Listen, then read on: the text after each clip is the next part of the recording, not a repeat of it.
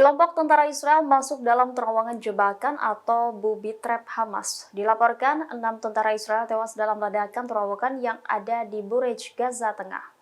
Melansir Tribun News, radio tentara Israel menyebut kematian para tentaranya terjadi pada Selasa 9 Januari 2024. Hingga berita ini terbit, pasukan pertahanan Israel belum mengonfirmasi pengumuman ini. Namun Reuters melaporkan jika ada pasukan IDF tewas di terowongan Hamas di Gaza Selatan dan Tengah. Adapun tewasnya IDF akibat masuk jebakan terowongan ini bukan kali pertamanya. Pada pertengahan November 2023 dilaporkan ada 5 pasukan IDF tewas akibat ledakan dari terowongan Hamas yang dipasang jebakan di sebuah masjid di Beirut Hanun di Gaza. Sebelumnya pada Senin 8 Januari, IDF mengumumkan kematian 9 pasukannya di Gaza. 9 pasukan IDF yang tewas pada Senin ini terjadi karena beberapa hal. Dikutip dari Haaretz, 6 diantaranya tewas dalam ledakan truk amunisi IDF yang dibawa untuk menghancurkan sebuah terowongan di Han Yunis. Namun belum jelas apa pemicu ledakan itu dan apakah jumlah korban tersebut termasuk yang tewas dalam terowongan jebakan.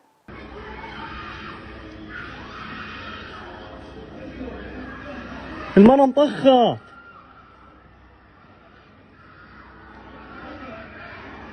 Operasi tempur IDF di jalur Gaza Palestina tidak pandang bulu. Militer Israel masih membunuh anak-anak dan perempuan. Beredar rekaman penembak jitu Israel menembaki seorang ibu bersama anaknya saat hendak mengevakuasi diri. Detik-detik video penembakan wanita Palestina diunggah oleh media Timur Tengah. Dilaporkan insiden ini terjadi di pusat kota Gaza pada Minggu 12 November 2023 lalu. Dalam video tersebut terlihat sejumlah warga sipil, sebagian besar perempuan, berjalan sambil membawa beberapa barang. Mereka juga mengibarkan bendera putih sebagai simbol ketidakikutsertaan dalam pertempuran. Namun militer Israel tetap melepaskan tembakan ke arah perempuan yang menggandeng anaknya sambil mengibarkan bendera putih. Seketika wanita itu pingsan di tengah teriakan. Sementara anak tersebut lari ke arah anggota kelompok lainnya lalu berlindung ke dekat sebuah bangunan.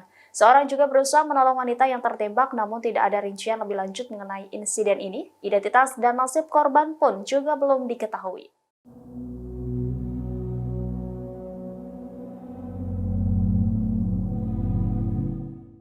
Kelompok Hizbullah Lebanon membantah klaim Israel yang menyebut komandan senior kelompok militan tersebut tewas. Bantahan ini disampaikan kelompok Hizbullah pada Selasa 9 Januari 2024.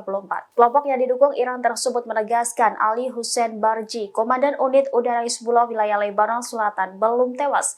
Komandan tersebut tidak pernah menjadi sasaran upaya pembunuhan seperti yang diklaim Israel. Hizbullah mengatakan bahwa Ali masih memimpin serangan terhadap markas Komando Utara IDF pada Senin. Sel peluncuran milik unit udara Hizbullah yang sedang dalam perjalanan untuk meluncurkan UAV eksplosif ke berbagai lokasi di Israel. Ali memimpin puluhan aktivitas teror terhadap Israel menggunakan UAV peledak dan UAV pengintai terhadap Israel dan tentara IDF. Menurut Iran Internasional, Ali menjadi sasaran penembakan mobilnya di kota Bir Betsel. Insiden tersebut terjadi beberapa saat sebelum pemakaman komandan senior Hizbullah Wissam Al-Tawil. Laporan tersebut muncul beberapa jam setelah Hizbullah menyerang markas besar IDF di Israel Utara.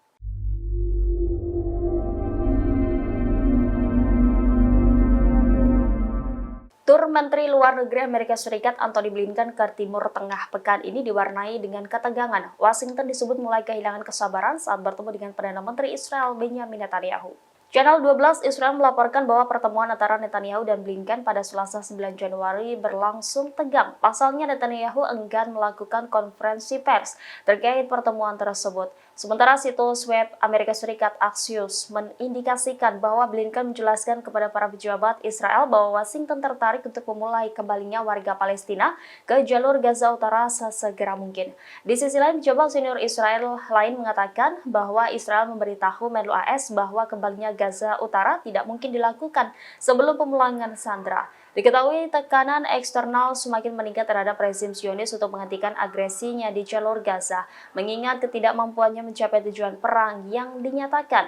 Hal ini bertepatan dengan tekanan internal yang dilakukan oleh keluarga tahanan Israel terhadap kepemimpinan pendudukan untuk mendorong jalur politik untuk membebaskan sandera yang tersisa. Selain itu juga tekanan terkait dengan tingginya biaya yang harus dibayar oleh tentara pendudukan di Gaza.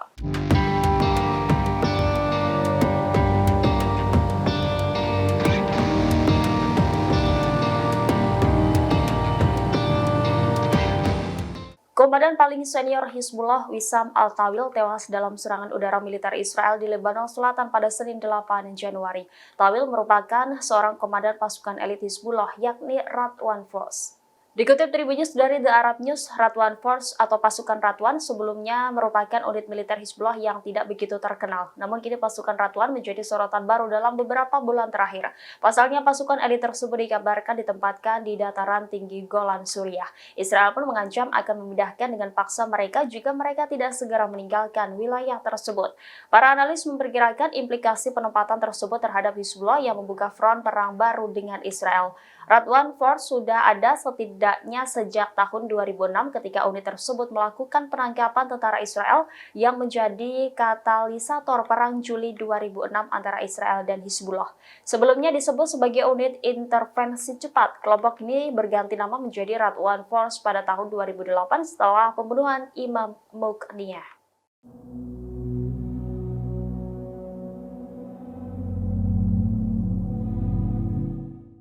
Kepala Biro Politik Hamas dalam pidatonya meminta negara-negara Islam untuk mengirim senjata ke para pejuang perlawanan di jalur Gaza, Palestina.